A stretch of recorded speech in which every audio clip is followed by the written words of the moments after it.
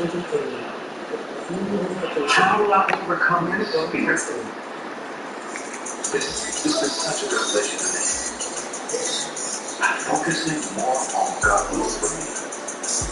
I overcome that fear that comes with it. Fear, the very bottom line to fear. Is Satan wants you to be afraid that what's God promised you in the Bible is going to come to pass. Afraid to believe what God said about my identity. I'm afraid to believe that God will make those things up. It always goes in itself when you don't believe God. And selfishness is a key characteristic of the devil. It's always away from God himself.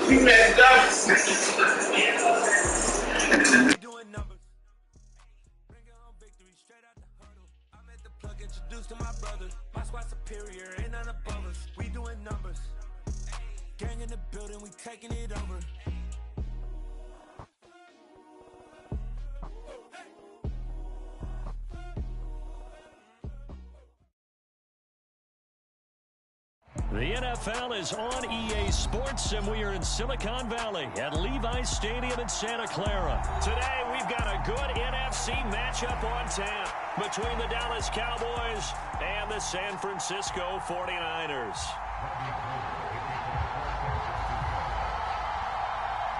It's the team of the 80s versus the team of the 90s. The Niners, the Cowboys, they're underway. And here comes a return from a few steps into the end zone. And he'll get to the 30-yard line before going out of bounds.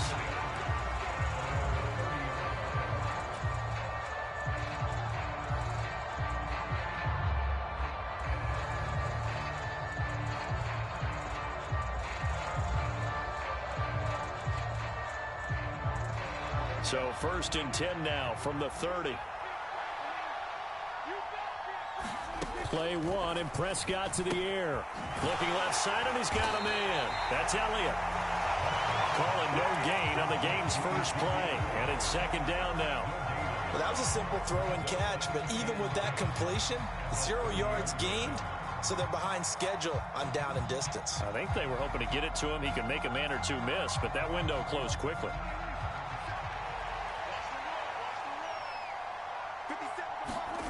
Looking to throw again on 2nd down. Prescott. And that'll fall incomplete. He was hit just as he let that go. And now it's 3rd down. How about that? Red man coverage and decided to test him early. But it proved up to the task and forced the incompletion. On 3rd down, it's Prescott. Sliding out of the pocket. Open man Lamb. It's complete. And he will have a Cowboys first down as they're able to get the third down conversion. Now Prescott. They'll roll him out right. That is caught by... And now look at this. Big gain, but a fumble. And now this is scooped up by the 49ers. We know turnover margin always key, going to be really key in this one. And to force an opening drive turnover, that's huge. It is, and you know something? There's one coach on every team that weighs in at the worst possible time, right? And this is bad. He just fumbled the football. Can't you just hear him right now? Son, you messed it up for everyone on that one. Messed up our offense, and now you put our defense in a bad spot. Lance and the 49ers now. 1st and 10 at their own 19-yard line. Following the fumble recovery, Lance. The first catch of the game for George Kittle. And they're able to get this one across the 35. The catch and run, good for 18 and a first down.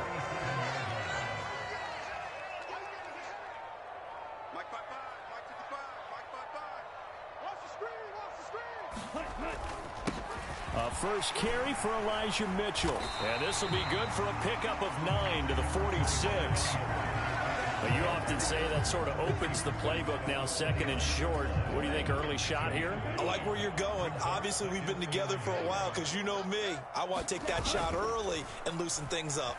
Rolling to his right. And that is incomplete.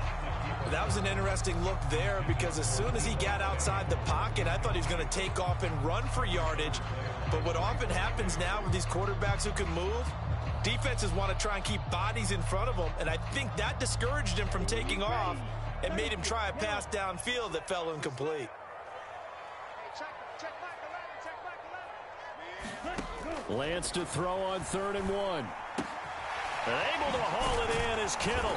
And he'll work it across midfield inside the 45. Instead of a 3rd and 1 run, they go pass, and they get 12 yards out of it. We often hear the phrase sure-handed tight ends, and he certainly fits into that category. Plus, he's got a quarterback who knows to look his way when they need a big pickup. And on this play, he finds it for the first down. So from Cowboy territory now, here's 1st and 10 at the 43.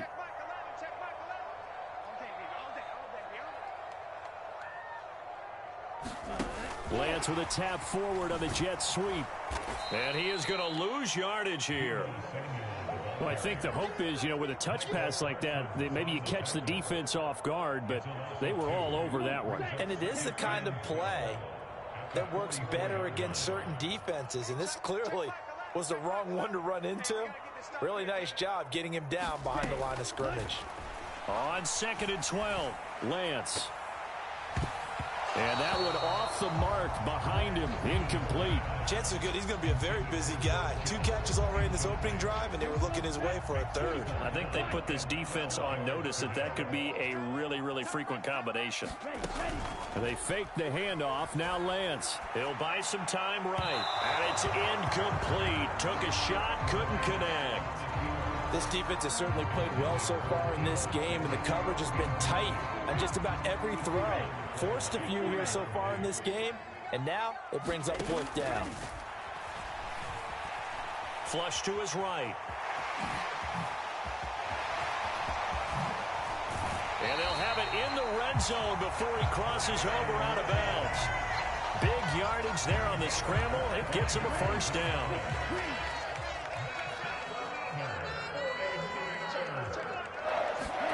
From the red zone now, they'll look to throw. That's to Mitchell out of the backfield. This will be stopped about 2 yards shy of the marker. 8-yard gain, 2nd and 2. Really been an ideal start for them. They get the turnover on the opening possession. Now here they are moving the ball straight down the field on their first drive. And that feels good, but on their side of the field, all they're thinking is, and across the chalk. Good play, good play.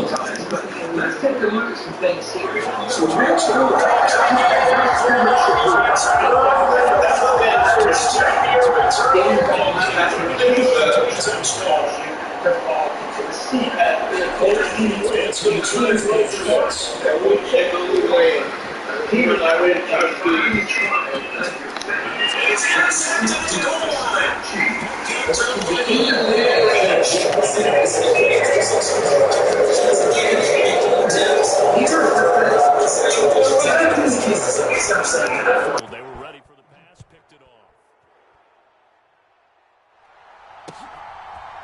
They'll elect to bring it out here from the end zone. And he'll wind up getting a couple extra yards here for his trouble and bringing it out of the end zone as he's down at the 27. About set for this next drive by the Cowboys offense. Charles, you got to think the #1 goal here is ball security. Remember, last drive they coughed it up. Then they allowed the touchdown. They're trying for Washington, but the pass intercepted.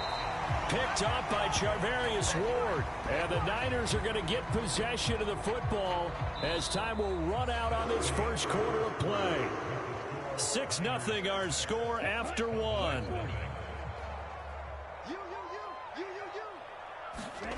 Lance now on first down. Sliding, and he can't find a receiver, and he's brought down. Big DeMarcus Lawrence getting in there and bringing him to the ground. So that complicates things a bit here. 18 yards to go now on second down.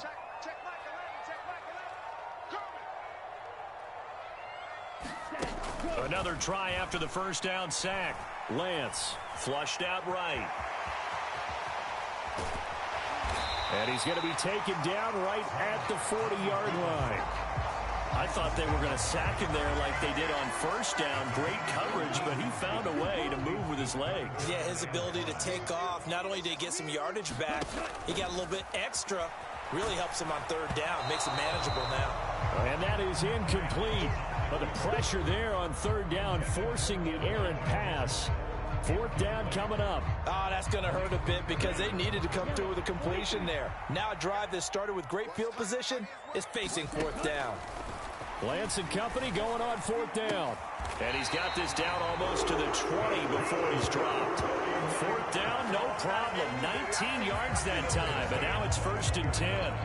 And that's a big pickup of a first down. And you know that all week, both sides of the ball, offense and defense, are going through every situation. And in this case, the offensive guys had the right play dialed up because defensively, you work on fourth down situations as well. And deflating for the defense. They can't get the stop here. They'll lose a yard there, and it's 2nd and 11. That was well played there defensively. 2 tight ends in the formation, which essentially gave them 7 blockers up front. Hard to imagine with all that size and beef that they could let a tackler through. But that's exactly what happened. A loss resulted. And he is going to lose yardage here. This defense not fooled one bit on that touch pass. And this has become one of those kind of in vogue plays, you know, kind of like the shuffle pass was a few years ago. This one never got off the ground, but you understand why a lot of teams are running it. They're looking for Kittle, but it's intercepted. Picked up by Malik Hooker. And the Cowboys are going to take over at their own 11-yard line. Well, Brandon, there's no question who they're going to look to on 3rd and long, but you can bet this defense knows that as well, so they're getting blanketed downfield. And this ball winds up being intercepted. About set for this next drive by the Cowboys offense. And for this offense, Charles, you got to think kind of crucial here to put something together on this drive because remember last time out they threw the intercept into a sea of defenders and intercepted. Picked up by Charvarius Ward. And his guys are going to get the football at the... Good. And say, guys, what are you doing? But instead, we really should be looking at the defense. They've created the takeaways. 2 interceptions, 1 caused fumble. They played awfully well swarming to the ball here in the first half. First down, here's Mitchell. It's a 6-yard pickup, and it gets him to 2nd and 4. And we've hit the 2-minute mark in this first half of action. A reminder, coming up at halftime, Jonathan Coachman will join us from Orlando with our halftime report. But business to take care of before we get there. A 2-minute drill before the coach's 2-minute drill. And he will find his man, Samuel. And finally, down he goes as they work it inside the 10 to the 7. Shotgun now for Lance. Oh, this one incomplete. The pressure got to him as he released it, and it's second down. I know he was trying to get the completion downfield, but the way this game has gone, with a few of the runs he's made along the way, he should have kept the ball and taken it with his feet downfield. That's the big play that shreds a defense. Instead, he thought to himself, I'm a quarterback. I've got to throw it. He bailed out the defense. And it's intercepted at the goal line. Picked off by Trayvon Diggs. And the Cowboys are going to take possession here at their own 16-yard line. And as we've seen, points have been precious so far, and they just threw something away on that snap. And look, let's face it, as we advance. Damn, bro, can I make at least one touchdown? Who's watching it? They wonder if this is the turning point. Is this the spot where those points were given away and could cost them a ball game? And Prescott, his third interception. Picked up by Charvarius Ward. Well, this is just crazy. He's got 3 interceptions, Charles, and we haven't even departed the first half of this ball game. I think if you're looking at the stats right now, you're saying, all right, who's the leading receiver? Well, can you flip it around and say that maybe he is and could be for the game the way that things are going right now? I think if it's him, he wants to be on the field at all times. You good, though. I'll give you props. You good.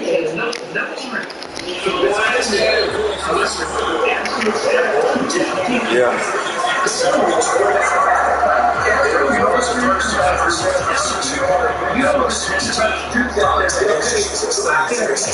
You stop it. You stop everything I do. I give you that. You good.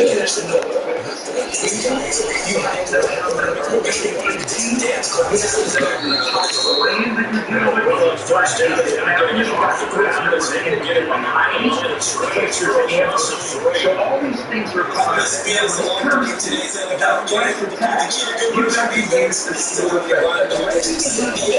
you will see a network replicas.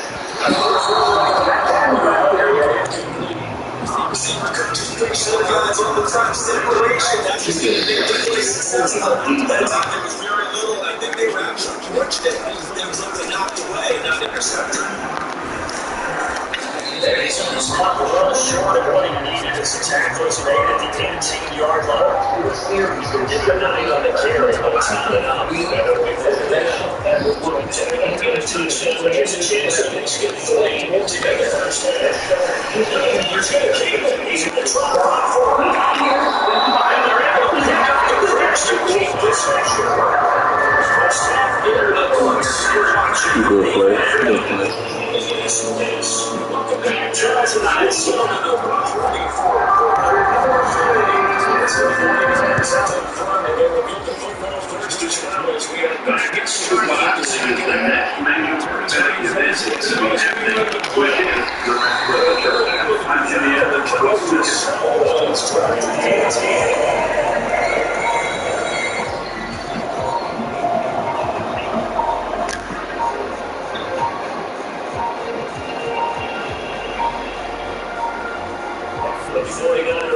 Set to get this drive underway. And Charles not going to really for this team about 14 points short.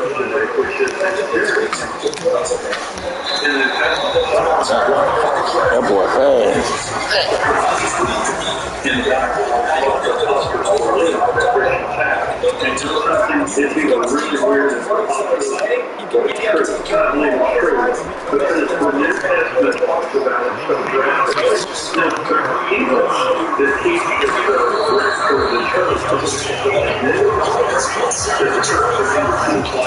CSG.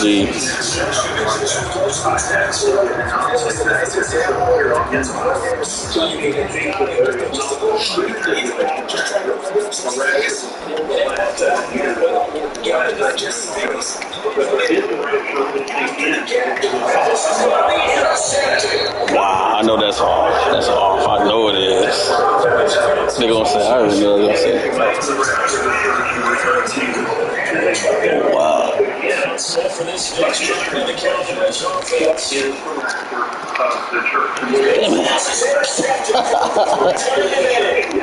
Good game, good gesture. Good play, good play. Oh, he got that. He got that. Too many big boys. There were too many big boys trying to catch him.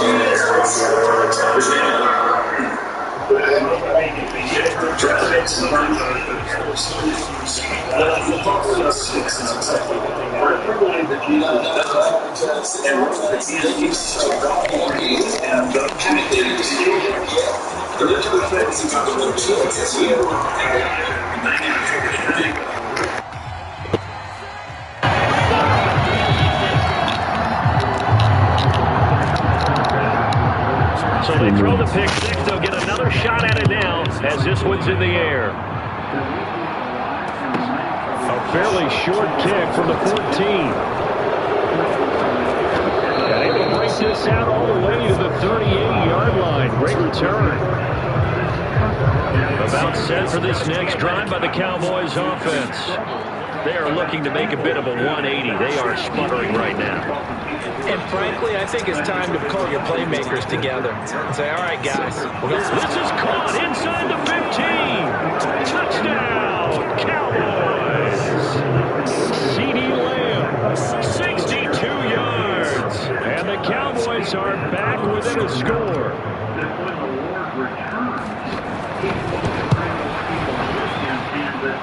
Extra point by Moore, up and good. And that'll make our score 14-7. Following the touchdown, here's Moore to kick it away.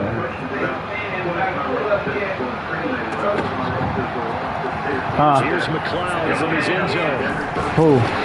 And beyond the 20, but not by much. Just a yard pass there to the 21. The San Francisco offense ready to start their next drive.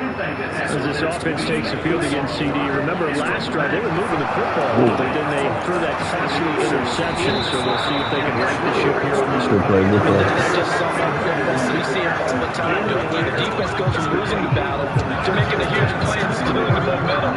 So you know they're riding hot right now, and they're ready to challenge this offense and that quarterback one more time. And we'll see if the offense is up for that challenge here as things start to get more interesting here in the second half. On the run, he'll let this go deep right side. He's got a man, complete. Touchdown, 49ers. Good play, good play. Yards. And the Niners are able to strike quickly to add on to their lead. That was good. I don't plan on line that much.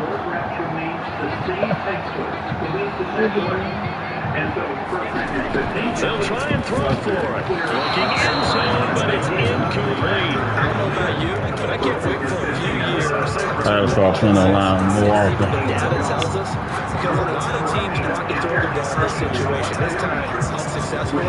Just wonder if maybe running the ball might be the way to go. With it moved up from the 3 to the 2, you would think maybe a few more attempts at running.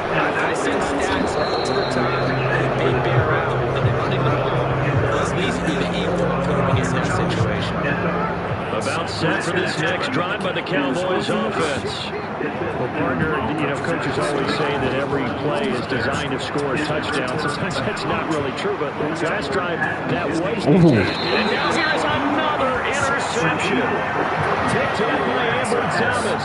And the 49ers are going to take over once again at their own 25-yard line. Lands to the 49ers now, 1st and 10 at their own 25-yard line. And for people who are playing games with God right now, when the rapture happens, it happens instantly, instantaneously. Here's Mitchell now to kick off the drive. And he is going to lose yardage here. Officially, it's a 1-yard loss. That's going to bring up 2nd and 11. Sometimes you just sit back and marvel at what he can do defensively. Speed, strength, quickness. He's the whole package. And that package just wrapped up the runner for a loss. I gotta go do something. So we're the Jesus behind everything else in the Bible.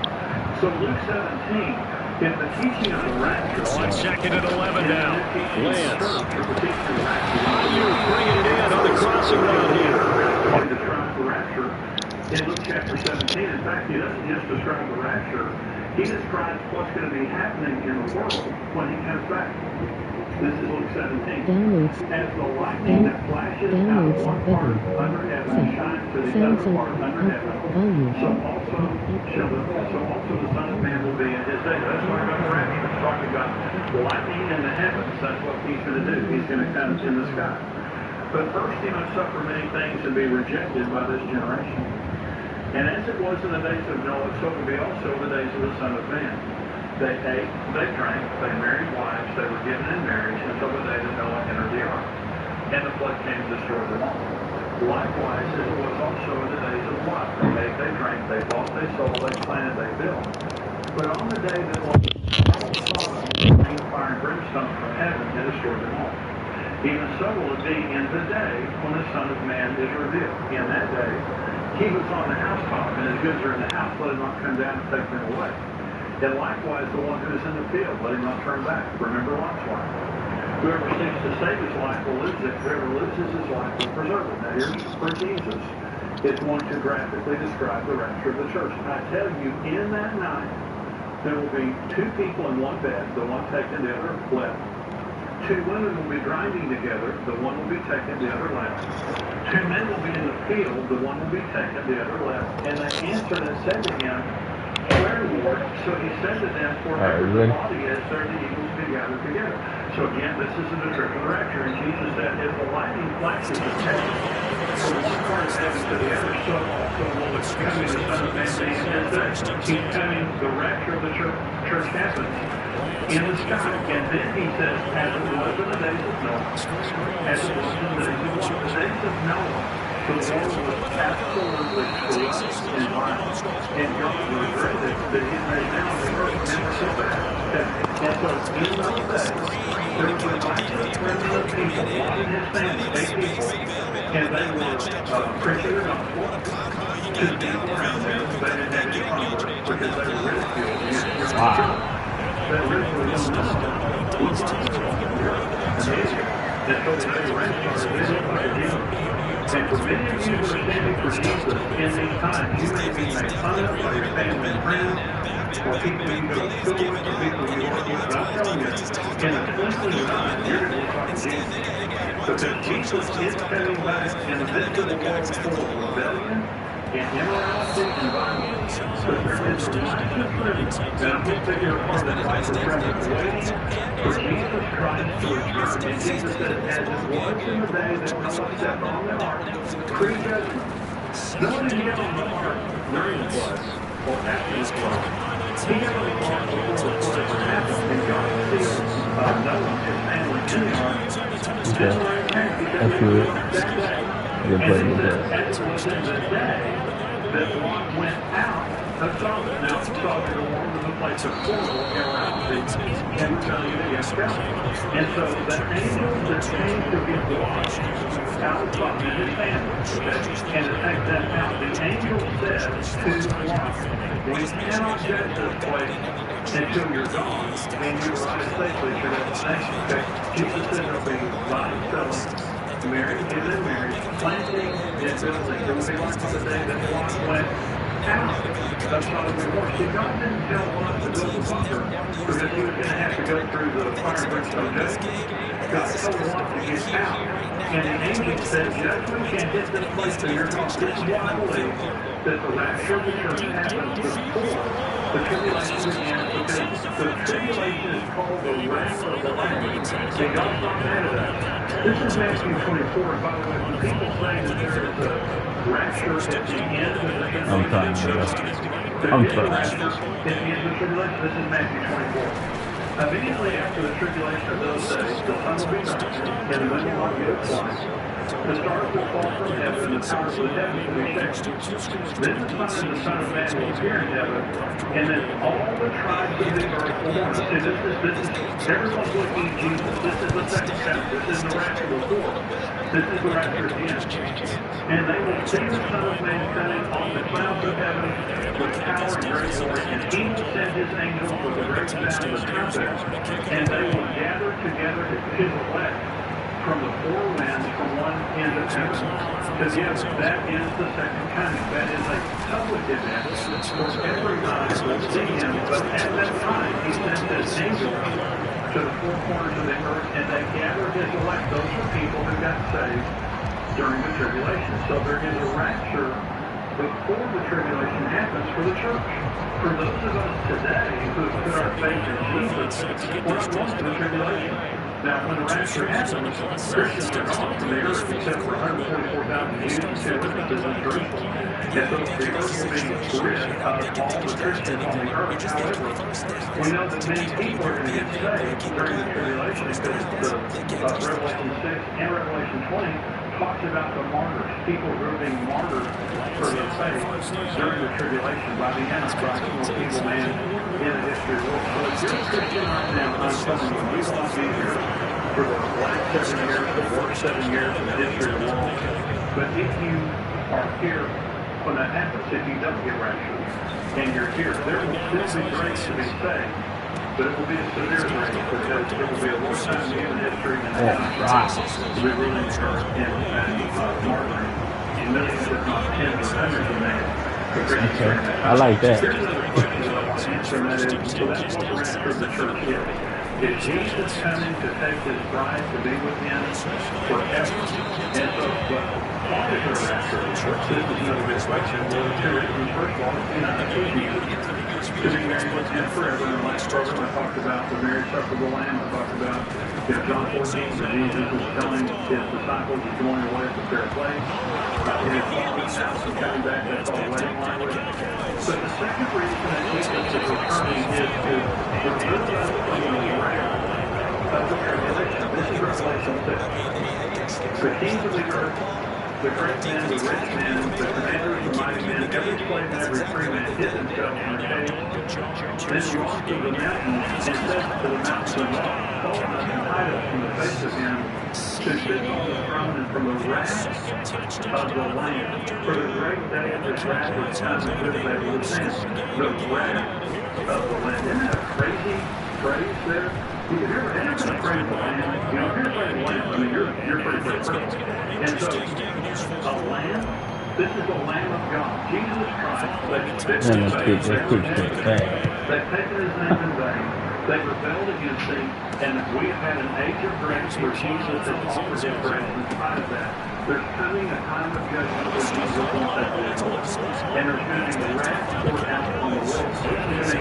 Jesus is not mad at his church. Jesus is the one of the church.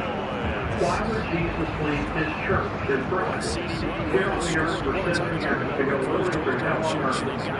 Well, he's not mad at us. The wrath of the Lamb is poured out on the people who have been in rebellion toward God and will not repent. And so Jesus is coming to remove us from that wrath. Listen to 1 Thessalonians chapter 1. For they themselves declare concerning us what manner of history we had with you, and how you turned to God from idols to serve the living and to God, and to wait for his Son from heaven, whom he raised from the dead, even Jesus, who delivers us from the wrath to come. Jesus, we're waiting for Jesus to come from heaven to return. If he delivers us from, listen, it doesn't say he delivers us through. How you do that? It could very easily say that. It wouldn't be your very tribulation. It would just say he can deliver through the wrath to come. He delivers us from. This is 1 Thessalonians chapter 5. But concerning the times and the seasons, brethren, you have no need that I should write to you. For you yourselves know perfectly that the day will also come to look into the night. For when they say peace and safety, and sudden destruction comes upon them, as late as things upon second time, then they shall make straight. But you, brethren, are not in all that, so that this day shall overtake you as a thief. You are all sons of light and sons of the day. We are not of the night or darkness. Therefore, let us not sleep as others do, but let us watch and be sober. For those who sleep, sleep at night. Those who get drunk are drunk at night. But let us sure of the day be sober, putting on the breastplate of faith and love, and the helmet of salvation. Listen, for God did not appoint us to wrath, but to obtain salvation through our Lord Jesus Christ, who died for us, that whether we wake or sleep, we should live together with him. Therefore, comfort each other and edify one another, just as you also do. Did you know that when the Bible says that Jesus comes as a thief in the night, that's talking to unbelievers, not believers? Paul says you're not of darkness. You're of the day. Then they should overtake you as a thief. You understand by prophecy. You understand the signs of the times. And you also know that God has not appointed us to wrath. comfort one another with these words. Let me say something. I've read the Bible, read the book of Revelation many times, and if you want to comfort me by telling me I'm going through the tribulation, I'm just telling you here that fresh out of water. I've read it, and you can't comfort me by telling me that. How you doing? You can tell me comfort me by telling me I'm not going to go through it. You just forgot. If I know that I'm not going to go through that, that is greatly comforting because I can escape or access to God. Verse 21, one more scripture. But that in yourselves, let your hearts be weighed down with carousing, drunkenness, and cares of this life. And that day come upon you unexpectedly, for it will come as a snare on all those who dwell on the face of the whole earth. Watch therefore and pray always that you may be counted worthy to escape That's all. all these things that will have to pass and That shit is so good. That shit is so fucking fast. I mean, careful the way you're living your life. Yeah, because Jesus coming. And when the master comes, remember when Noah got on the boat, the door closed, the whole world was trapped in judgment by the flood. When the water went out of Sodom, all of a sudden, the whole community was trapped in the judgment of God. And so, as soon as the rapture happens, we escape, but the world is trapped. Listen to what Jesus said. It will happen like a snare on all of those who dwell on the face of the whole earth. You can't get a more inclusive statement than that. Nice. The entire world, everyone in the world will be That was nice. under judgment. When the rapture happens, That was nice. You still told it. That you may be counted worthy to escape all these things and to stand before the Son of Man. Some people say to me, you're an escaper. Exactly. You know, but I'm not being an escaper. Jesus has created you may be worthy to escape by his same word.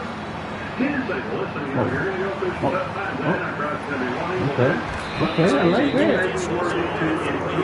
The way you just do it. Okay. Christians, some people say, well, we're going to go through the tribulation, and God's just going to give us supernatural protection through that. I'll talk about that. And when we have to come to purpose, we'll show you that's simply not a true statement. But understand this. Jesus said, pray that you may be worthy to escape. Would Jesus tell us to pray something that couldn't happen?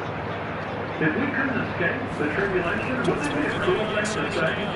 He said, you pray that you may be counted worthy to escape and to stand before the Son of Man. That's what I'm saying. For those of us who are believers, those of us who are believers, to choose Jesus now. And yes, you are wise if you choose Jesus now. If you stand for Jesus, I'm telling you, one day very soon, Jesus Christ, if there's time to put the line, he's going to take you, and he's going to take me to be with him forever. That where he is, we may be also. That is the good news I have for you today. And all the crazy stuff that's happening in the world, the Bible said that's exactly what would happen just before Jesus came. Look up and lift up your head. Your redemption's right here. Now, for those of you watching on Daystar right now, we're so glad that you're joining us because, you know, this is information that I absolutely love bringing you, but we also have Endtimes.com. Endtimes.com is a subscription that we have at $7 a month, $77 a year. We have articles that come out all week long, a full podcast. I would love to have you be a part of Endtimes.com.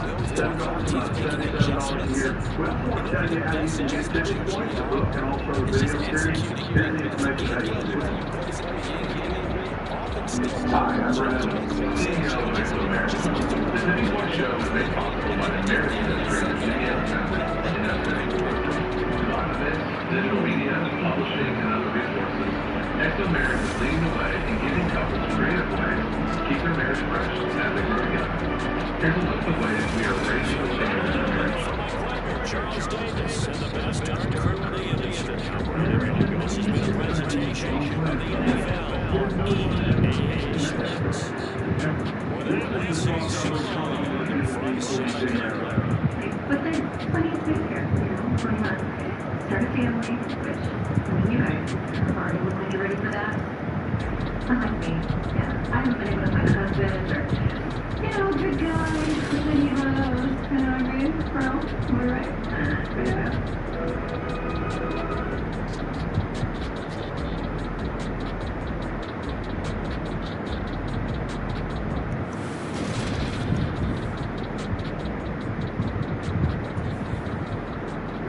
Any man, any criminal, any enemy, any devil, any terrorist. I refuse to fear any of them. God protects me.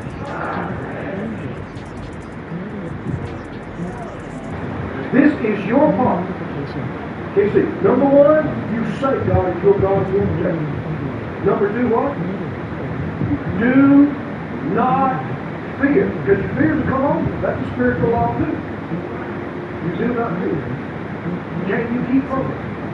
Yes, you can. It's not based on feelings. It's a decision. It's an act of your will. You can feel afraid and not feel good.